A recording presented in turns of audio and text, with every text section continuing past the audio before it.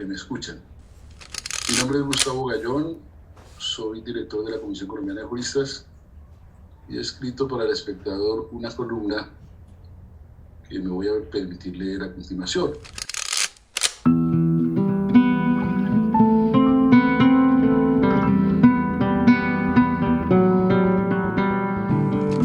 Con el objeto de contribuir directamente al mejoramiento de la situación de derechos humanos en el país.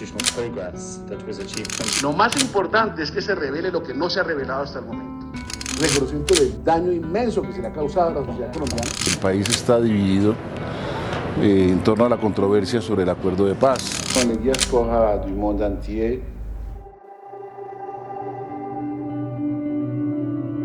Colombia puede sanar. Eso creía Gustavo Gallón y dedicó su vida entera a demostrarlo. Fue abogado, profesor, investigador, conjuez, columnista y diplomático, pero sobre todo fue un defensor de los derechos humanos. En 1987, en medio de una profunda crisis de violencia y con miles de víctimas invisibilizadas, Gustavo coordinó una misión internacional para documentar la situación de derechos humanos en Colombia. Lo que encontró lo convenció de que el país necesitaba una organización permanente, que usara el derecho internacional como marco de acción y como herramienta para poder cambiar la vida de las personas. Así nació en 1988 la Comisión Andina de Juristas Seccional Colombiana, que en 1995 tomó el nombre que hoy llevamos con orgullo, Comisión Colombiana de Juristas. Esos años, que fueron después del Palacio de Justicia, fue unos años de inmenso violaciones de derechos humanos. Fueron los picos más altos de desapariciones forzadas, de asesinatos, de masacres, de incursiones y control territorial de los paramilitares. Y ante tal agobio y la necesidad realmente de utilizar los escenarios internacionales para denunciar lo que pasaba en Colombia, es que se crea la comisión. Generoso con su conocimiento, su tiempo y con su corazón, formó a cientos de personas, juristas y no juristas, y les contagió su pasión por un país mejor. En mi concepto, esta casa fue una universidad. Yo aprendí mucho de Gustavo, su rigor. O sea, rigor en, por ejemplo, escribir los hechos, rigor en la argumentación jurídica. El doctor Gallón esperaba que sus alumnos, que sus empleados, siguieran el liderazgo de él como defensor de derechos humanos. Y él hizo muy bien la tarea. Uno de los primeros aportes que marcó una impronta a lo largo de toda su actividad fue la dimensión del trabajo internacional en la defensa de los derechos humanos. Tanto a nivel del litigio ante los órganos, sino también ante los escenarios de cabildeo para fortalecer el escrutinio por parte de la comunidad internacional a la situación colombiana. Su voz fue determinante en momentos decisivos del país.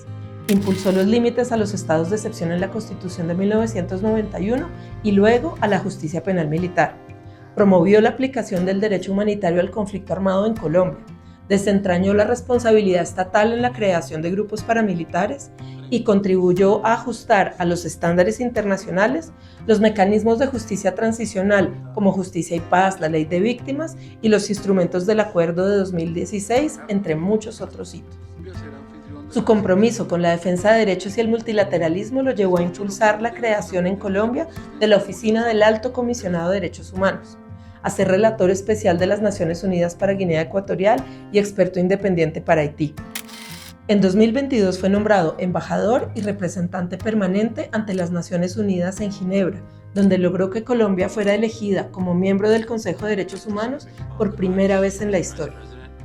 Desde allí continuó su incansable labor de defensa de derechos, hasta el 30 de junio de 2026, cuando falleció. Es una tristeza que se haya ido tan prematuramente, pero el consuelo que nos queda es que dejó muchos alumnos que le siguieron el legado. Y yo sé que ellos lo van a continuar. Él tenía un empaque en cierta forma un poco serio, soberbio, así se era percibido. Pero cuando tú trabas una relación de complicidad, de amistad, uno conoció a una persona distinta a lo que la gente lo podía ver por fuera. Y una persona supremamente solidaria y supremamente pendiente de ti, ¿sí? De tu bienestar, de lo que pensabas. Todos quisiéramos que todos nuestros afectos y nuestros amigos, nuestros camaradas, era un camarada para mí, permanecieran todo el tiempo, pero así no es la vida.